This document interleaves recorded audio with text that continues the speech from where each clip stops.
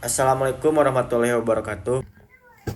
Perkenalkan nama saya Pak Ijpo Jirehan dengan NPM akhir 168. Perkenalkan, nama saya Muhammad Rizky Akbar dengan akhir MPM 170.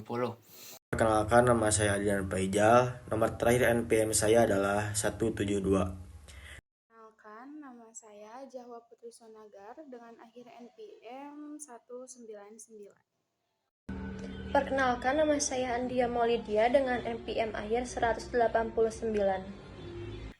Perkenalkan, nama saya Wildan Maulana Akbar, NPM 243507111190. Perkenalkan, nama saya Ataya Adwa Sarim dengan NPM akhir 180.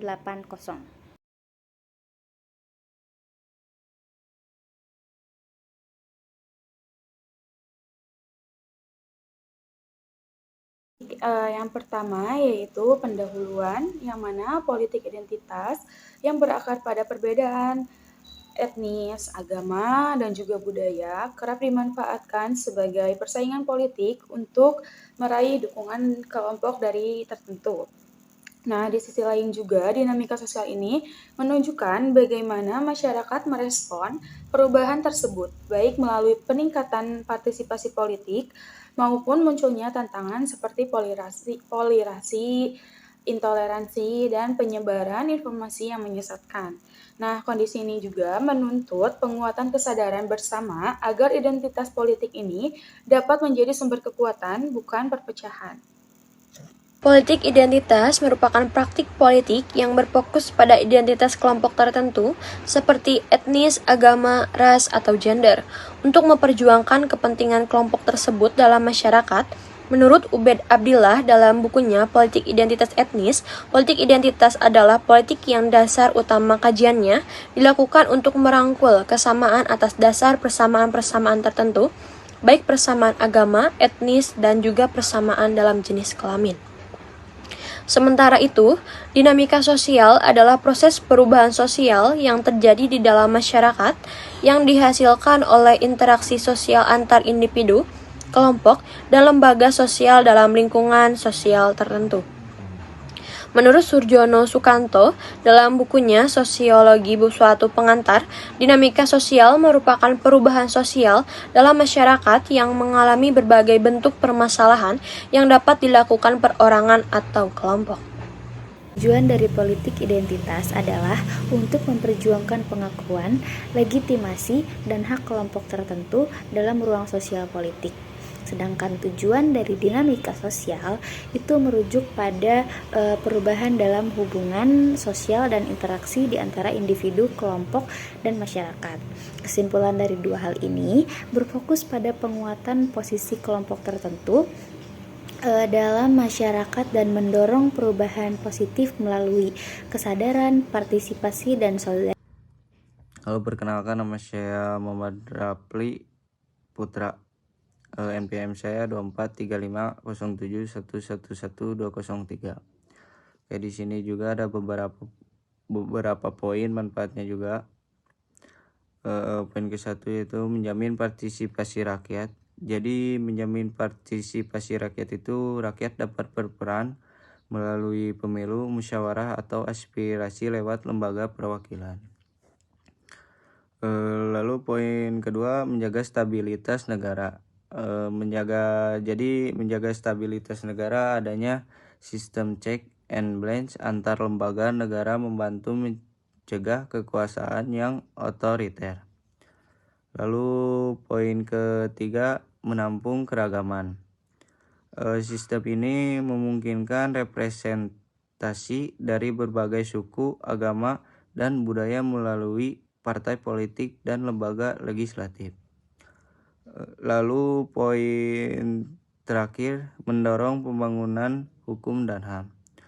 Jadi mendorong pembangunan hukum dan HAM, sistem demokrasi menuntut perlindungan terhadap hak-hak individu dan kelompok minoritas. Berikut ringkasan dari penjelasan tersebut. Politik identitas dan dinamika sosial adalah dua aspek penting dalam studi politik dan sosiologi yang saling berkaitan. Politik identitas kelebihannya adalah memberdayakan kelompok minoritas, mengangkat isu-isu spesifik seperti diskriminasi, meningkatkan kesadaran sosial. Kekurangannya adalah menyebabkan fragmentasi sosial dan polarisasi, cenderung eksklusif dan membatasi solidaritas lintas identitas, rentan dimanfaatkan oleh elit politik. Dinamika sosial kelebihannya adalah mendorong adaptasi dan perubahan sosial, meningkatkan interaksi antar kelompok, menumbuhkan inovasi sosial, dan kekurangannya adalah bisa menimbulkan konflik dan ketegangan. Tidak semua kelompok mendapatkan akses setara terhadap perubahan. Ada resistensi terhadap nilai atau perubahan baru. Bagaimana pengaruh politik identitas dalam pemilu dan kebijakan politik? Politik identitas memiliki dampak signifikan terhadap pemilu dan kebijakan politik di Indonesia. Berikut adalah beberapa pengaruh utama. Pengaruh terhadap pemilu. Yang pertama ada referensi pemilih. Politik identitas memengaruhi pilihan pemilih dengan mengaitkan identitas sosial seperti suku, agama, dan gender dengan partai atau kandidat tertentu. Hal ini menciptakan kecenderungan bagi pemilih untuk memilih berdasarkan kesamaan identitas. Yang kedua ada mobilisasi pemilih. Partai politik sering menggunakan politik identitas untuk memobilisasi dukungan dari kelompok tertentu, menyoroti isu-isu yang relevan bagi mereka. Ini dapat meningkatkan partisipasi politik, terutama dari kelompok yang merasa terpinggirkan. Yang ketiga ada pembentukan koalisi. Politik identitas dapat menjadi dasar pembentukan aliansi politik antara kelompok-kelompok dengan identitas serupa, yang dapat mempengaruhi hasil pemilu melalui kerjasama strategis.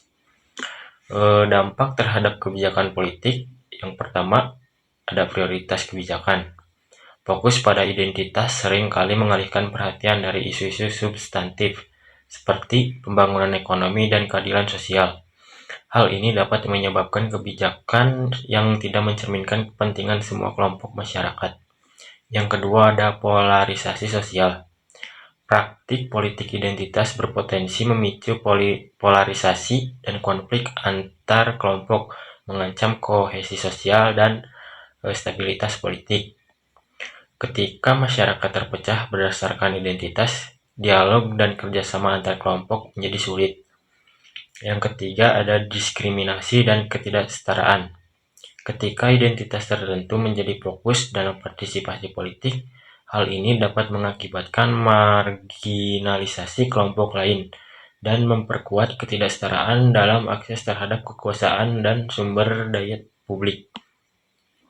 Secara keseluruhan, meskipun politik identitas dapat meningkatkan partisipasi dari kelompok terpinggirkan, ia juga membawa tantangan serius bagi integrasi sosial dan kualitas demokrasi di Indonesia. Nah, teman-teman, di sini saya akan membawakan materi tentang apakah politik identitas membahayakan bagi persatuan nasional. Oke, teman-teman, sebelum ke dalam materi, mari kita analisis dari 3 kasus ini. Yang pertama ada Pilgub tahun 2017 tentang Ahok. Yang kedua adalah UU Pilpres tahun 2024. Dan yang terakhir adalah gerakan LGBT+ yang berada di US. Dari ketiga kasus tersebut, banyak sekali konflik dan demo besar-besaran di mana-mana. Nah, 3 kasus tersebut juga sudah mencerminkan kan betapa bahayanya politik identitas sendiri. Nah, teman-teman, dari katanya saya ya, politik identitas yang berarti gaya politik yang menggunakan unsur koneksi antara ras, suku, agama, ataupun ikatan darah sekalipun.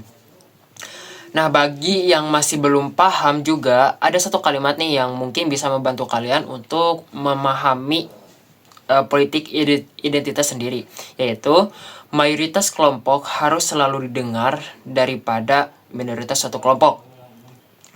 Nah, dari kalimat itu pun kita harusnya sudah tahu ya betapa bahayanya politik identitas sendiri. Dan biasanya politik identitas sendiri berkelanjutan hingga bertahun-tahun. Mungkin contoh yang sedang viral kali ini adalah kasus pembahasan RUU TNI yang dinarasikan sebagai step ke zaman Orde Baru, seperti itu. Mungkin sekian penjelasan dari saya dan mohon maaf apabila ada kesalahan. Thank you. Wassalamualaikum warahmatullahi wabarakatuh. Studi kasus pemilihan presiden di 2024 di Indonesia menjadi fokus perhatian publik nasional. Namun, problem yang terjadi menjelang Pilpres yaitu adanya politik identitas dalam kampanye yang dilakukan salah satu calon presiden, yakni Ganjar Pranowo. Politik identitas yang dilakukan Ganjar di media sosial. Hasil penelitian menunjukkan bahwa Ganjar Pranowo memanfaatkan berbagai strategi politik identitas dan bertujuan membangun citra positif. Ganjar berupaya melegitimasi identitas sebagai tokoh yang religius dan muncul di tayangan azan, keikutsertaan di acara hiburan MasterChef Indonesia, menimbulkan pertanyaan di balik motif keikutsertaannya, sehingga dianggap sebagai kampanye politik yang menunjukkan elemen resistensi identitas.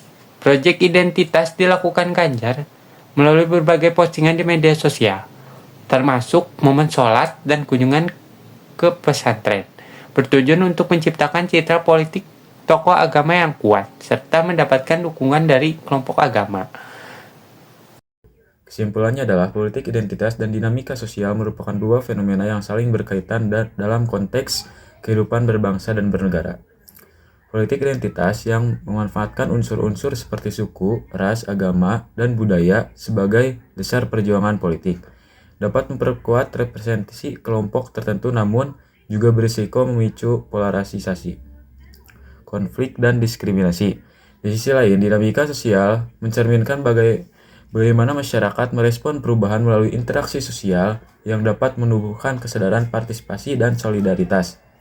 Dalam konteks pemilu dan kebijakan politik identitas mempengaruhi preferensi dan mobilisasi pemilih, serta dapat menggeser fokus kebijakan dari isu substantif ke simbolisme identitas. Praktik ini bisa membahayakan persatuan nasional jika tidak dikelola dengan bijak, sebagaimana ditunjukkan dalam berbagai studi kasus termasuk konflik Israel-Palestina. Oleh karena itu, penting bagi masyarakat dan pemangku kebijakan untuk mendorong politik yang berbasis pada gagasan dan kepentingan publik, bukan sekedar identitas demi mewujudkan perubahan sosial yang positif, adil, dan inklusif.